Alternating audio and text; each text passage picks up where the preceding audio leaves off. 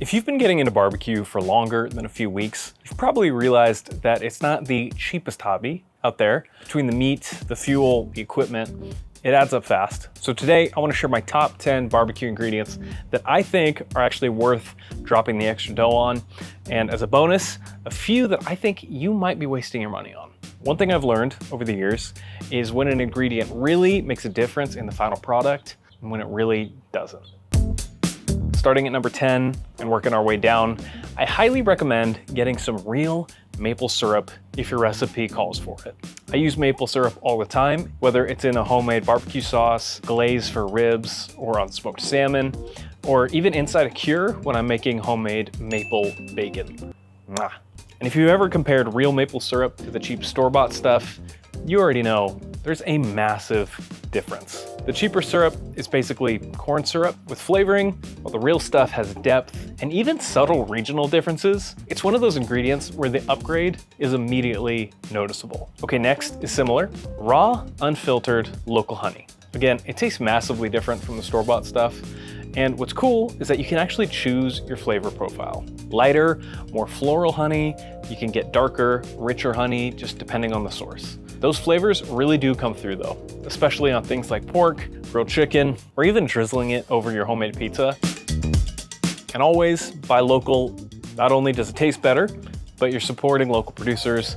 And hey, some people say it helps with allergies too. Now, the next ingredient I'd recommend splurging on is barbecue sauce. If you're not making your own, I definitely would check out your local barbecue shop and grab something that's made by a pitmaster. I really like Blues Hog. It's super easy to find and consistent. And I also love Killer Hogs when I can get it. Their vinegar sauce is fantastic on pulled pork. A good sauce won't fix bad barbecue, but it absolutely elevates good barbecue. Now, number 7 is gonna sound dumb, but please hang with me here. Salt. If you watch more than 2 of my videos, you know I'm a bit of a salt fanatic. Table salt is extremely cheap, but it's very fine, which makes it really easy to oversalt your food. And it usually contains iodine, which to me just gives it kind of a slightly off metallic taste. I don't know. Kosher salt, on the other hand, is easier to control. It has a really nice flavor to it. The 6th ingredient I would suggest investing in is whole spices. And this is a huge flavor upgrade depending on what you're cooking. Pre-ground spices are great. I use them all the time, but once a spice has been ground, it starts losing flavor. And by the time it gets to your pantry, it's already been sitting for a while. Whole spices hold their oils and flavor much longer, and when you grind them fresh, it's night and day. Fresh cracked pepper is the easiest example. It's just more bold, more aromatic, more flavorful. And when I'm doing something like Mediterranean grilled chicken, I'll use whole cumin seeds, peppercorns, cloves, grind them fresh, and it completely changes the final result. Okay, halfway through. Hopefully this has been helpful so far. Before we get into the big ticket items, a like or even a subscription would be amazing.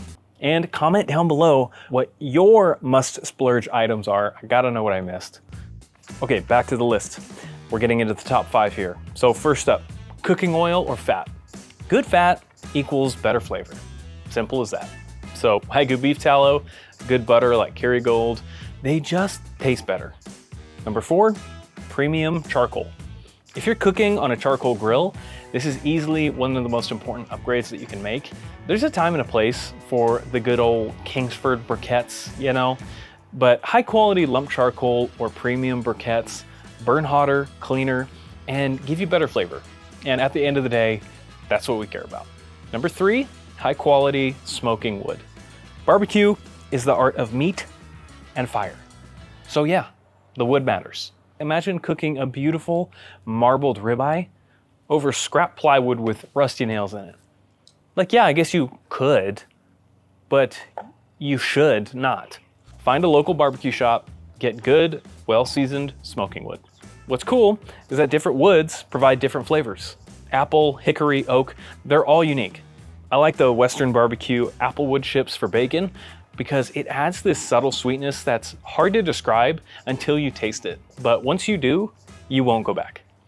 Okay, the second most important ingredient to splurge on, the meat itself.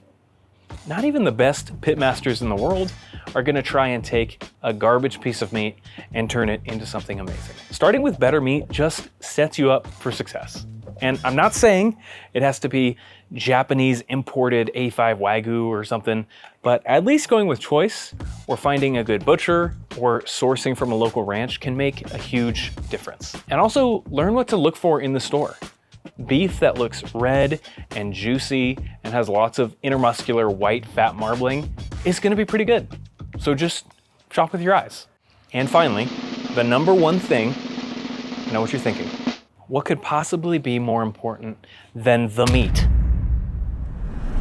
The drink in your hand. I know, you think I'm joking. I'm not. Look, barbecue is supposed to be fun. Okay, whether it's whiskey, beer, water, Mountain Dew, whatever. Just make sure it's cold and you're enjoying it. Even when I'm cooking for the entire neighborhood on Halloween, it's crazy busy, I always make sure I've got something cold nearby. Okay, here are a few things I definitely don't suggest spending extra money on. Number one, ketchup and mustard. I don't know if it's nostalgia or what, but when it comes to ketchup and mustard, I almost feel like the cheaper, the better. Give me some good old-fashioned American French's mustard over some artisanal version any day of the week. Unless I'm eating a German pretzel. Okay, then I want the good stuff. Next, French fries. Frozen, baby. 2 words, Ora Ida. That's exactly the part of the country you want your frozen potatoes coming from. Fresh homemade fries are awesome, but they're hard to perfect, and unless you have a large, dedicated deep fryer, they just take forever. I just want some crispy, well-seasoned fries when I'm throwing down a smash burger.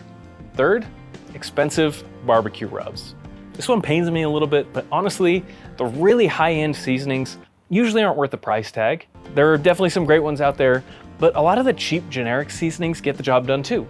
Lowry seasoned salt, McCormick Montreal steak seasoning, I use those all the time, but usually I'm somewhere in the middle, you know, Meat Church, Killer Hogs, How to Barbecue Right.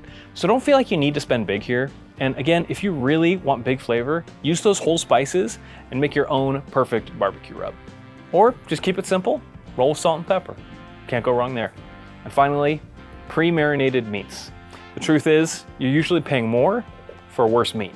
A lot of times it's lower quality cuts being masked with marinade, and you lose control of the flavor.